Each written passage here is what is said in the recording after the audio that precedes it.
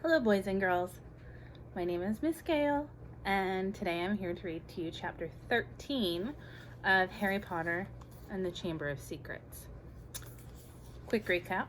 Last time we were reading, Ron and Harry and Hermione decided to take Polyjuice Potion. So that's a special potion where you take a hair from the person that you want to look like and you mix it in with a whole bunch of other stuff, and then you actually turn into that person and you sound like them and you look like them. And so Ron and Harry dressed up and became, I guess, Crabbe and Goyle, Malfoy's friends. And Hermione tried to become Millicent Bulstrode, who is another Slytherin member. Unfortunately, the hair that she got was a cat hair. And so she wasn't able to go to the Slytherin common area. She just stayed in the bathroom, and then they had to take her to the hospital afterwards because it wasn't supposed to be mixed with animal hair. But while they were there, Ron and Harry found out that Malfoy didn't actually know anything about the Chamber of Secrets. So this is chapter 13, and it's called The Very Secret Diary. Hermione remained in the hospital wing for several weeks. There was a flurry of rumors about her disappearance when the rest of the school arrived back from their Christmas holiday, because of course everyone thought that she had been attacked. So many students filed past the hospital wing trying to catch a glimpse of her that Madame Pomfrey took out her curtain again and placed them around Hermione's bed to spare her the shame of being seen with a furry face. Harry and Ron went to visit her every evening. When the new term started, they brought her each day's homework. "If I'd sprouted whiskers, I'd take a break from work," said Ron, tipping a stack of books onto Hermione's bedside table one evening. "Don't be silly, Ron. I've got to keep up," said Hermione briskly. Her spirits were greatly improved by the fact that all the hair had gone from her face and her eyes were turning slowly back to brown. "I don't suppose you've got any new leads," she added in a whisper, so that Madame Pomfrey wouldn't hear her. "Nothing," said Harry gloomily. "I was so sure it was Malfoy," said Ron, for about the 100th time. "What's that?" asked Harry, pointing to something gold sticking out from under Hermione's pillow. "Just a get well card," said Hermione hastily, trying to poke it out of sight. But Ron was too quick for her. He pulled it out, flicked it open, and read aloud. "To Miss Granger, wishing you a speedy recovery from your concerned teacher, Professor Gilderoy Lockhart, Order of Merlin, 3rd class, honorary member of the Dark Force Defense League, and 5-time winner of Witch Weekly's Most Charming Smile Award." Ron looked up at Hermione, disgusted. "You sleep with this under your pillow?" But Hermione was spared answering by Madame Pomfrey sweeping over with her evening dose of medicine. "Is Lockhart the smartest bloke you've ever met, or what?" Ron said to Harry as they left the dormitory and started up the stairs towards Gryffindor Tower. Snape had given them so much homework, Harry thought he was likely to be in 6th year before he finished it. Ron was just saying he wished he had asked Hermione how many rat tails were supposed to add to a hair-raising potion when an angry outburst from the floor above reached their ears. "That's Filch," Harry muttered as they hurried up the stairs and paused out of sight, listening hard. "You don't think someone else has been attacked?" said Ron tensely. They stood still, their heads inclined towards Filch's voice, which sounded quite hysterical. "Even more work for me? Mopping all night like I haven't got enough to do? No, this is the last straw. I'm going to Dumbledore." His footsteps receded and they heard a distant door slam. They poked their heads around the corner. Filch had clearly been manning his usual lookout post. They were once again on the spot where Mrs. Norris had been attacked. They saw at a glance what Filch had been shouting about. A great flood of water stretched over half the corridor, and it looked as though it was still seeping from under the door of Moaning Myrtle's bathroom. Now, Filch had stopped shouting. They could hear Myrtle's wails echoing off the bathroom walls. "Now what's up with her?" said Ron. "Let's go and see," said Harry, and holding their robes over their ankles, they stepped through the great wash of water to the door bearing its out-of-order sign, ignored it as always, and entered. Moaning Myrtle was crying, if possible, louder and harder than ever before. She seemed to be hiding down her usual toilet. It was dark in the bathroom because the candles had been extinguished in the great rush of water that had left both walls and floors soaking wet. "What's up, Myrtle?" said Harry. "Who's that?" glugged Myrtle miserably. "Come to throw something else at me?" Harry waded across to her cubicle and said, "Why would I throw something at you?" "Don't ask me!" Myrtle shouted, emerging from a wave of yet more water, which splashed onto the already sopping floor. "Here I am minding my own business and someone thinks it's funny to throw a book at me." "But it can't hurt you if someone throws something at you," said Harry reasonably. "I mean, it just goes right through you, wouldn't it?" He had said the wrong thing. Myrtle puffed herself up and shrieked, "Let's all throw books at Myrtle because she can't feel it. 10 points if you get it through her stomach. 50 points if it goes through her head. Well, ha ha ha. What a lovely game, I don't think." "Who threw it at you anyway?" asked Harry. "I don't know. I was sitting in the U-bend thinking about death and it fell right through the top of my head," said Myrtle, glaring at them. "It's over there. It got washed out." Harry and Ron looked under the sink where Myrtle was pointing. A small, thin book lay there. It had a shabby black cover and was wet as everything else in the bathroom. Harry stepped forward to pick it up, but Ron suddenly flung out an arm to hold him back. "What?" said Harry. "Are you mad?" said Ron. "It could be dangerous." "Dangerous?" said Harry, laughing. "Come off it. How could it be dangerous?" "You'd be surprised," said Ron, who was looking apprehensively at the book. "Some of the books the ministry confiscated, Dad's told me there was one that burned your eyes out. And everyone who reads Sonnet of a Sorcerer spoke in limericks for the rest of their lives. And some old witch in Bath had a book that you could never stop reading. You just had to wander around with your nose in it, trying to do everything one-handed. And—" "All right, I got the point," said Harry. The little book lay on the floor, nondescript and soggy. "Well, we won't find out unless we look at it," he said, and he ducked round Ron and picked it up off the floor. Harry saw at once that it was a diary, and the faded year on the cover told him it was 50 years old. He opened it eagerly. On the first page, he could just make out the name T.M. Riddle in smudged ink. "Hang on," said Ron, who had approached cautiously and was looking over Harry's shoulder. "I know that name. T.M. Riddle got an award for special services to the school 50 years ago. "How on earth do you know that?" said Harry in amazement. "Because Filch made me polish his shield about 50 times in detention," said Ron resentfully. "That was the one I burped slugs all over. If you'd wiped slugs and slime off a name for an hour, you'd remember it too." Harry peeled the wet pages apart. They were completely blank. There wasn't even the faintest trace of writing on them, not even Auntie Mabel's birthday or dentist 3:30. "He never wrote in it," said Harry, disappointed. "I wonder why someone wanted to flush it away," said Ron curiously. Harry turned to the back cover of the book and saw the printed name of a newsagent in Vauxhall Road, London. "He must have been Muggle-born," said Harry thoughtfully, "to have brought a diary from Vauxhall Road." "Well, it's not much use to you," said Ron. He dropped his voice. 50 points if you can get it through Myrtle's nose."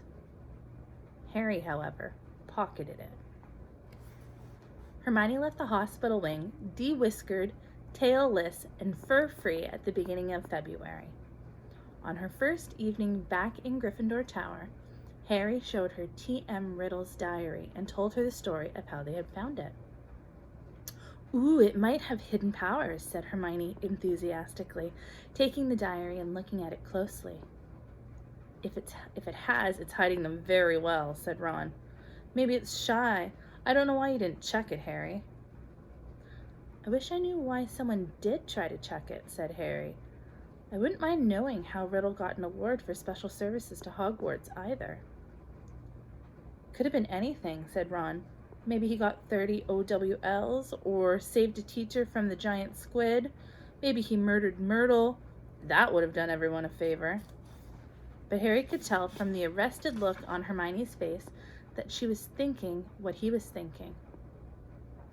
"What?" said Ron, looking from one to the other. "Well, the Chamber of Secrets was opened 50 years ago, wasn't it?" he said. "That's what Malfoy said." "Yeah," said Ron slowly. "And this diary is 50 years old," said Hermione, tapping it excitedly. "So?"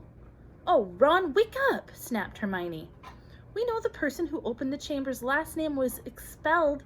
Who opened the chamber last time was expelled 50 years ago. We know T.M. Riddle got an award for special services to the school 50 years ago. Well, what if Riddle got his special award for catching the heir of Slytherin? His diary could probably tell us everything, where the chamber is and how to open it and what sort of creatures live in it. The person who was behind the attacks this time wouldn't want that lying around, would they?" "That's a brilliant theory, Hermione," said Ron, "with just one tiny little flaw. There's nothing written in his diary." But Hermione was pulling her wand out of her bag. "It might be invisible ink," she whispered. She tapped the diary 3 times and said, "Apricium." Nothing happened. Undaunted, Hermione shoved her hand back into her bag and pulled out what appeared to be a bright red eraser. "It's a revealer I got in Diagon Alley," she said. She rubbed hard on January the 1st. Nothing happened. "I'm telling you, there's nothing to find in there," said Ron. "Riddle just got a diary for Christmas and couldn't be bothered filling it in." Harry couldn't explain even to himself why he didn't just throw Riddle's diary away. The fact was that even though he knew the diary was blank, he kept absent-mindedly picking it up and turning the pages, as though it was a story he wanted to finish. And while Harry was sure he had never heard the name T.M. Riddle before, it still seemed to mean something to him, almost as though Riddle was a friend he'd had when he was very small and half forgotten. But this was absurd. He'd never had friends before Hogwarts. Dudley had made sure of that. Nevertheless, Harry was determined to find out more about Riddle. So, next day at break, he headed for the trophy room to examine Riddle's special award, accompanied by an interested Hermione and a thoroughly unconvinced Ron, who told them he'd seen enough of the trophy room to last him a lifetime. Riddle's burnished gold shield was tucked away in a corner cabinet. It didn't carry details of why it had been given to him. "Good thing, too, or it had been bigger and I'd still be polishing it," said Ron. However, they did find Riddle's name on an old medal for magical merit and on a list of old head boys. "He sounds like Percy," said Ron, wrinkling his nose in disgust. "Prefect, head boy, probably top of every class." "You say that like it's a bad thing," said Hermione in a slightly hurt voice. The sun had now begun to shine weakly on Hogwarts again. Inside the castle, the mood had grown more hopeful. There had been no more attacks since those on Justin and nearly Headless Nick, and Madame Pomfrey was pleased to report that the mandrakes were becoming moody and secretive, meaning that they were fast leaving childhood. "The moment their acne clears up, they'll be ready for repotting again," Harry heard her telling Filch kindly one afternoon. "And after that, it won't be long until we're cutting them up and stewing them. You'll have Mrs. Norris back in no time."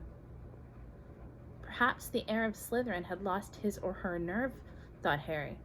It must be getting riskier and riskier to open the Chamber of Secrets, with the school so alert and suspicious. Perhaps the monster, whatever it was even now settling itself down to hibernate for another 50 years. Ernie Macmillan of Hufflepuff didn't take this cheerful view. He was still convinced that Harry was the guilty one, that he had given himself away at the dueling club.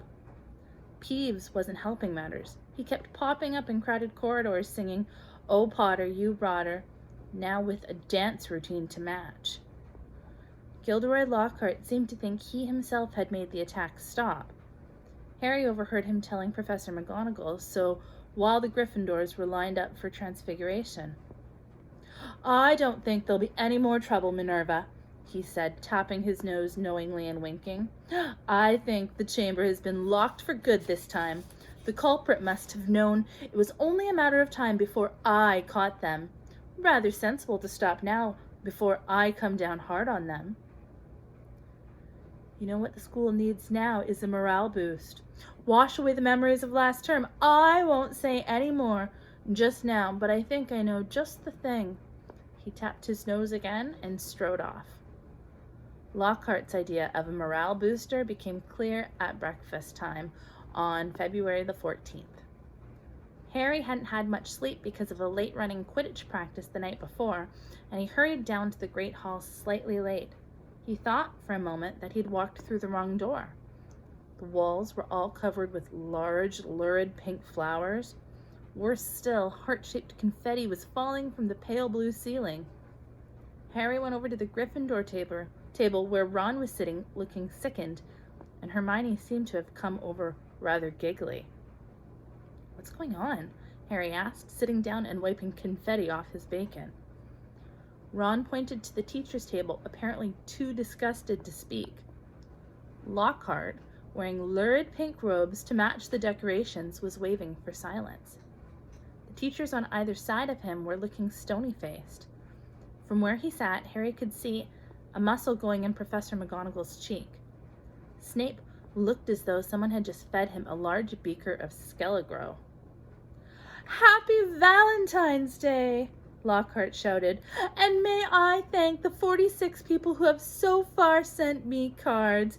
Yes, I have taken the liberty of arranging this little surprise for you all, and it doesn't end here."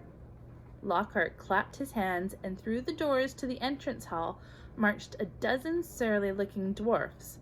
Not just any dwarfs, however. Lockhart had them all wearing golden wings and carrying harps. "My friendly card-carrying cupids," beamed Lockhart. "They will be roaming around the school today, delivering your valentines. And the fun doesn't stop here. I'm sure my colleagues will want to enter into the spirit of the occasion. Why not ask Professor Snape to show you how to whip up a love potion? And while you're at it, Professor Flitwick knows more about entrancing enchantments than any wizard I've ever met, the sly old dog." Professor Flitwick buried his face in his hands. Snape was looking as though the first person to ask him for a love potion would be force-fed poison. "Please, Hermione, tell me you weren't one of the 46, said Ron as they left the Great Hall for their first lesson. Hermione suddenly became very interested in searching her bag for a timetable and didn't answer. All day long, the dwarfs kept barging into their classes to deliver valentines to the annoyance of the teachers, and late that afternoon, as the Gryffindors were walking upstairs for charms, one of them caught up with Harry. "Oi, you! Harry Potter!" shouted a particularly grim-looking dwarf, elbowing people out of the way to get to Harry. Hot all over at the thought of being given a valentine in front of a queue of first-years, which happened to include Ginny Weasley, Harry tried to escape. The dwarf, however, cut his way through the crowd by kicking people's shins and reached him before he'd gone 2 paces. "I've got a musical message to deliver to Harry Potter in person," he said, twanging his harp in a threatening sort of way.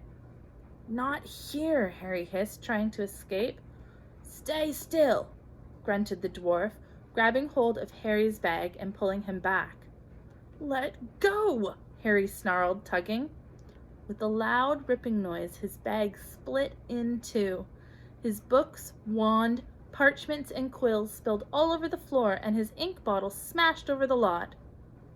Harry scrambled around, trying to pick it all up before the dwarf started singing, causing something of a holdup in the corridor.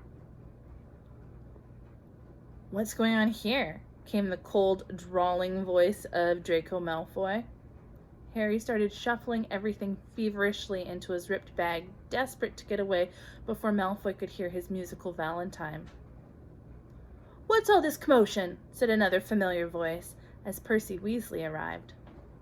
Losing his head, Harry tried to make a run for it, but the dwarf seized him around the knees and brought him crashing to the floor. "Right," he said, sitting on Harry's ankles. "Here is your singing valentine." His eyes are green as pickled toad, his hair is dark as a blackboard. I wish he were mine, he's really divine, the hero who conquered the black, dark lord. Harry would have given all of the gold in Gringotts to evaporate on the spot. Trying valiantly to laugh along with everyone else, he got up, his feet numb from the weight of the dwarf, as Percy Weasley did his best to disperse the crowd, some of whom were crying with mirth. Off you go, off you go. The bell rang 5 minutes ago. Off to class now, he said, shooing some of the younger students away. And you, Malfoy. Harry glanced over, saw Malfoy stoop and snatch up something. Leering, he showed it to Crabbe and Goyle, and Harry realized that he'd got Riddle's diary. Give that back, said Harry quietly. Wonder what Potter's written in this, said Malfoy, who obviously hadn't noticed the year on the cover, and thought he had Harry's own diary. A hush fell over the onlookers. Ginny was staring from the diary to Harry, looking terrified. Hand it over, Malfoy, said Percy sternly. When I've had a look, said Malfoy, waving the diary tauntingly at Harry. Percy said, as a school prefect, but Harry had lost his temper. He pulled out his wand and shouted, Expelliarmus! And just as Snape had disarmed Lockhart, so Malfoy found the diary shooting out of his hand into the air. Ron grinned broadly and caught it. Harry, said Percy loudly, no magic in the corridors. I'll have to report this, you know. But Harry didn't care. He got one over on Malfoy, and that was worth 5 points from Gryffindor any day. Malfoy was looking furious, and as Ginny passed him to enter his classroom, he yelled spitefully after her. I don't think Potter liked your Valentine much. Ginny covered her face with her hands and ran into class. Snarling, Ron pulled out his wand too, but Harry pulled him away. Ron didn't need to spend the whole of Charms belching slugs. It wasn't until they had reached Professor Flitwick's class that Harry noticed something rather odd about Riddle's diary. All his other books were drenched in scarlet ink. The diary, however, was as clean as if it had been before the ink bottle had smashed all over it. He tried to point this out to Ron, but Ron was having trouble with his wand again. Large purple bubbles were blossoming out of the end, and he wasn't much interested in anything else. Harry went to bed before everyone else in his dormitory that night.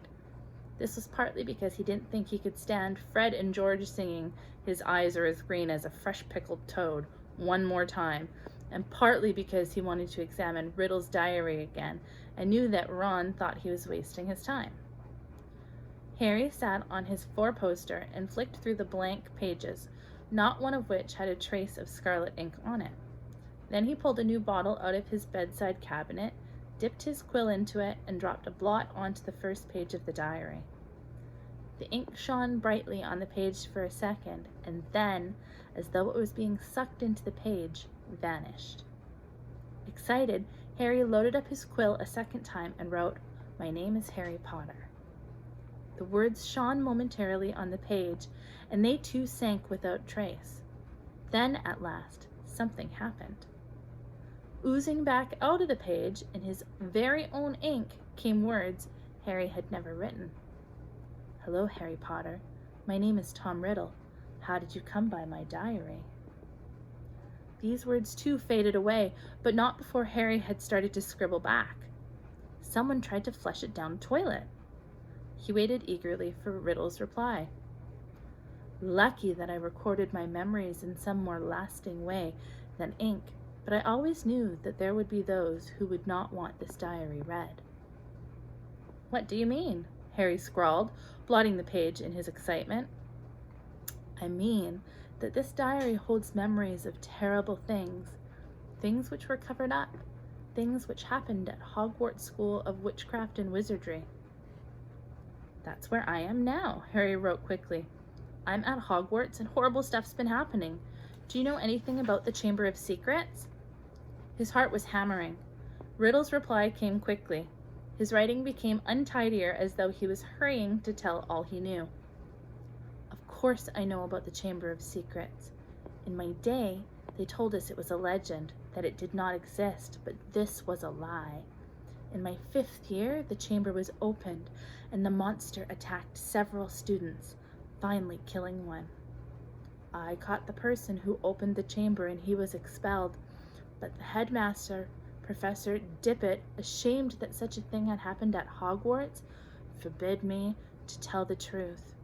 A story was given out that the girl had died in a freak accident. They gave me a nice, shiny, engraved trophy for my trouble and warned me to keep my mouth shut, but I knew it could happen again. The monster lived on, and the one who had the power to release it was not imprisoned. Harry nearly upset his ink bottle in his hurry to write back. It's happening again now. There have been 3 attacks, and no one seems to know who's behind it. Who was it last time? I can show you if you like, came Riddle's reply. You don't have to take my word for it. I can take you inside my memory of the night when I caught him. Harry hesitated, his quill suspended over the diary. What did Riddle mean? How could he be taken inside somebody else's memory? He glanced nervously at the door to the dormitory, which was growing dark. When he looked back at the diary, he saw fresh words forming. Let me show you. Harry paused for a fraction of a second and then wrote 2 letters. Okay.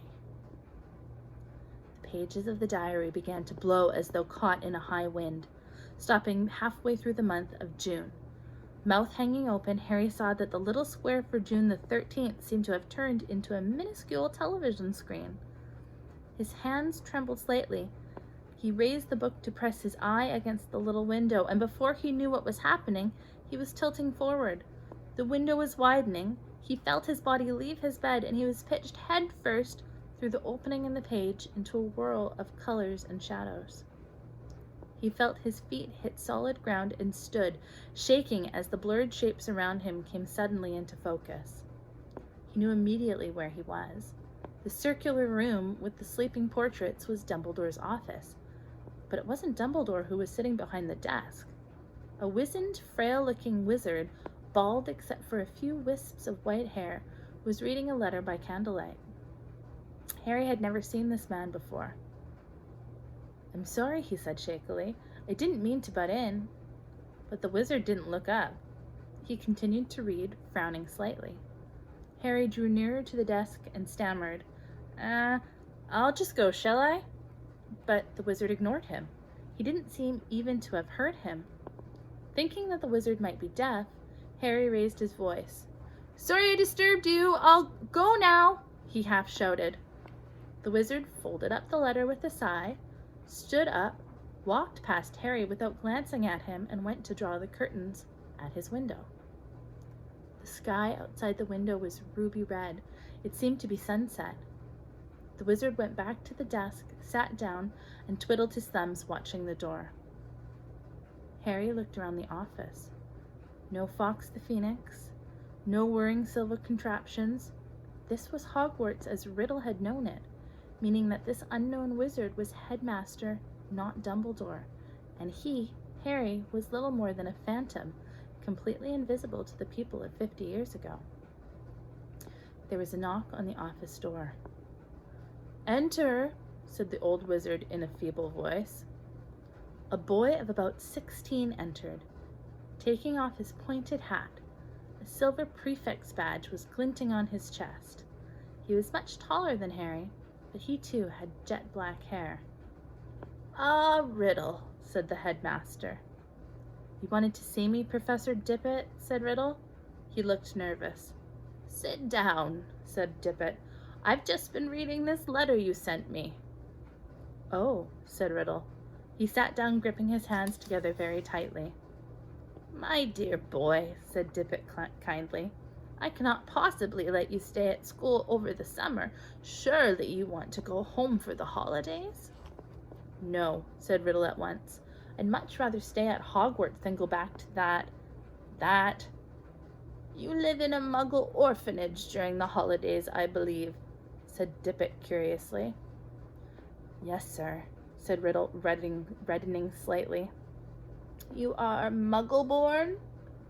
half-blood, sir," said Riddle. "Muggle father, witch mother." "And are both your parents?" "My mother died just before I was born, sir. They told me at the orphanage she lived just long enough to name me, Tom after my father, Marvello after my grandfather." Dippet clucked his tongue sympathetically. "The thing is, Tom," he sighed, "special arrangements might have been made for you, but in the current circumstances—" "You mean all these attacks, sir?" said Riddle, and Harry's heart leapt, and he moved closer, scared of missing anything. "Precisely," said the headmaster. "My dear boy, you must see how foolish it would be of me to allow you to remain at the castle when term ends, particularly in the light of the recent tragedy, the death of that poor little girl. You will be safer by far at your orphanage. As a matter of fact, the Ministry of Magic is even now talking about closing the school. We are no nearer locating the source of all this unpleasantness." Riddle's eyes had widened. "Sir, if the person were caught, if it all stopped—" "What do you mean?" said Dippet, who was, with a squeak in his voice, sitting up in his chair. "Riddle, do you mean you know something about these attacks?" "No, sir," said Riddle quickly, but Harry was sure it was the same sort of no that he himself had given Dumbledore. Dippet sank back, looking faintly disappointed. "You may go, Tom." Riddle slid off his chair and stumped out of the room. Harry followed him. Down the moving spiral staircase they went, emerging next to the gargoyle in the darkening corridor. Riddle stopped, and so did Harry, watching him. Harry could tell that Riddle was doing some serious thinking. He was biting his lip, his forehead furrowed. Then, as though he had suddenly reached a decision, he hurried off. Harry glided noiselessly behind him. They didn't see another person until they reached the entrance hall, when a tall wizard with long, sweeping auburn hair and beard called to Riddle from the marble staircase. "What are you doing wandering around this late, Tom?" Harry gaped at the wizard. He was none other than a 50-year younger Dumbledore. "I had to see the headmaster, sir," said Riddle. "Well, hurry off to bed," said Dumbledore, giving Riddle exactly the kind of penetrating stare Harry knew so well. "Best not to roam the corridors these days. Not since—" He sighed heavily, bade Riddle good night, and strode off. Riddle watched him out of sight, and then, moving quickly, headed straight down the stone steps to the dungeons, with Harry in hot pursuit. But to Harry's disappointment, Riddle led him not into a hidden passageway or a secret tunnel, but the very dungeon in which Harry had potions with Snape. The torches hadn't been lit, and when Riddle pushed the door almost closed, Harry could also just see Riddle standing stock still by the door, watching the passage outside. It felt to Harry that they were there for at least an hour. All he could see was the figure of Riddle in the door, staring through the crack, waiting like a statue. And just when Harry had stopped feeling expectant and tense, and started wishing he could return to the present, he heard something move beyond the door. Someone was creeping along the passage. He heard whoever it was pass the dungeon where he and Riddle were hidden. Riddle, quiet as a shadow, edged through the door and followed. Sorry, guys. Harry tiptoed behind him, forgetting that he couldn't be heard. For perhaps 5 minutes they followed the footsteps until Riddle stopped suddenly, his head inclined in the direction of new noises. Harry heard a door creak open and then someone speaking in a hoarse whisper. "Come on, gotta get ya out of there. Come on now, in the box." There was something familiar about that voice. Riddle suddenly jumped around the corner. Harry stepped out behind him. He could see the dark outline of a huge boy who was crouched in front of an open door, a very large box next to it. "Evening, Rubus," said Riddle sharply. The The boy slammed the door shut and stood up. "What are you doing down here, Tom?" Riddle stepped closer. "It's all over," he said. "I'm going to turn you in, Rubus. They're talking about closing Hogwarts if the attacks don't stop." "What do you—" "I don't think you meant to kill anyone, but monsters don't make good pets. I suppose you just let it out for exercise and—" "I never killed no one," said the large boy, backing against the closed door. From behind him, Harry could hear a funny rustling and clicking. "Come on, Rubus," said Riddle, moving yet closer.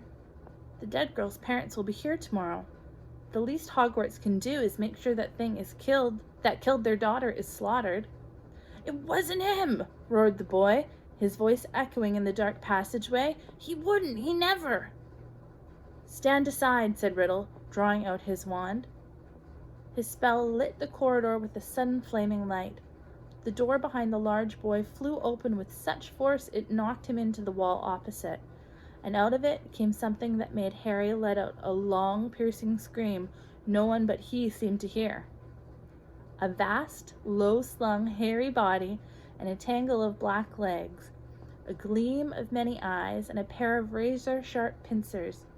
Riddle raised his wand again, but he was too late.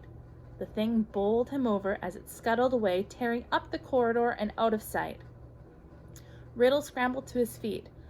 Looking after it, he raised his wand, but the huge boy leapt on him, seized his wand, and threw him back down, yelling, "No!"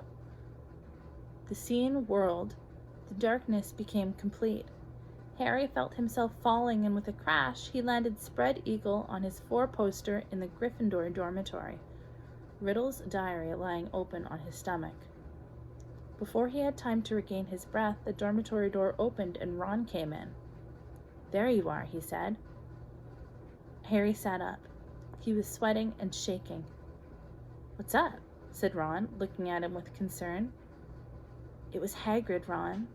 Hagrid opened the Chamber of Secrets 50 years ago." And that's the end of chapter 13.